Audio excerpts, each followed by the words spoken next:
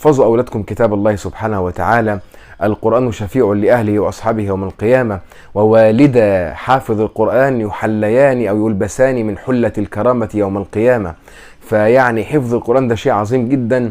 ولو انتوا بالمناسبة يعني الشيء بالشيء يذكر، تلاحظوا اللي هم اسمهم قرآنيين دول، انا ما اعرفش ايه، عندهم مشكلة جدا مع قضية حفظ القرآن دي.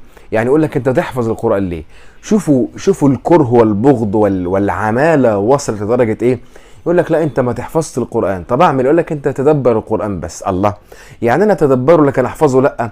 عايزين الاجيال بعد كده حسب ما اسيادهم بيمولوهم بره، عايزين ننتزع حتة حفظ وتحفيظ القرآن للأطفال، عايزين بقى نقطع السكة دي، عايزين نقلل منها، عايزين نصرف اهتمامات الناشئة والآباء لحاجة تانية. فيقول لك ما انت مش لازم تحفظ القرآن يا عم، طبق القرآن بس كفاية. طب انا هطبقه واحفظه، انت زعلان من ايه؟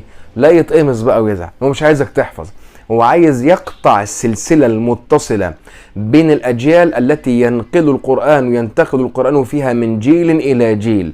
عايز يطلع بدل ما كان في جيل كله حفظ القرآن، الجيل بتاعنا كده في اللي كلنا في الثلاثينات كنا كلنا ما شاء الله حافظين القرآن ونتبارى فيه ونحاول ان احنا يعني لا نتركه ابدا بأي شكل من الاشكال، مناسبة ولا مسابقة ولا اي حاجة الا ونكون حاضرين فيها.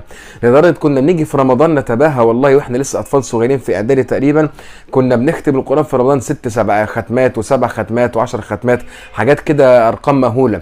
كان ده بالنسبة لنا الحافز اللي عندنا.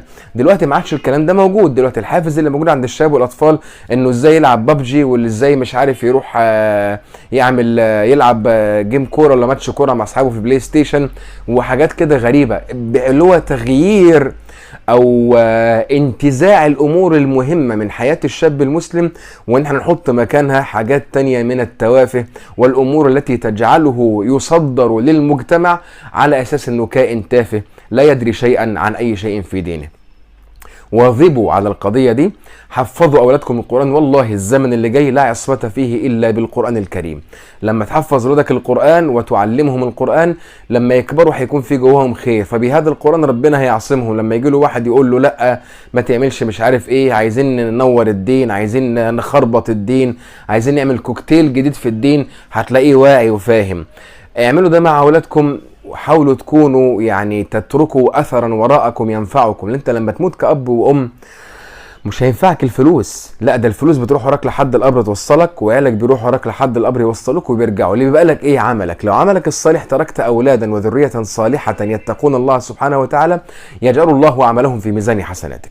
انما لو تركت ذرية فاسدة كاسدة وتركت لهم ملايين ومليارات، والله لن ينفعك ذلك في قبرك. بل كل اللي بيصرفوه وبيضيعوه بقى على الخمر ولا النسوان ولا الهلس ولا اي حاجة، كله هيقعد يعد عليك. ليه؟ لانك قصرت في تربيتهم كما امرك الله.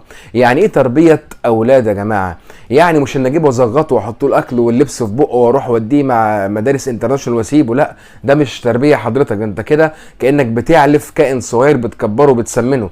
الانسان ليس مخلوقا للعلف، الانسان مخلوق ليأكل ليستعين بالاكل على قوة الجسد اللي يقدر بيها يبدع وينتج من خلال ان عقله يكون واعي وشغال.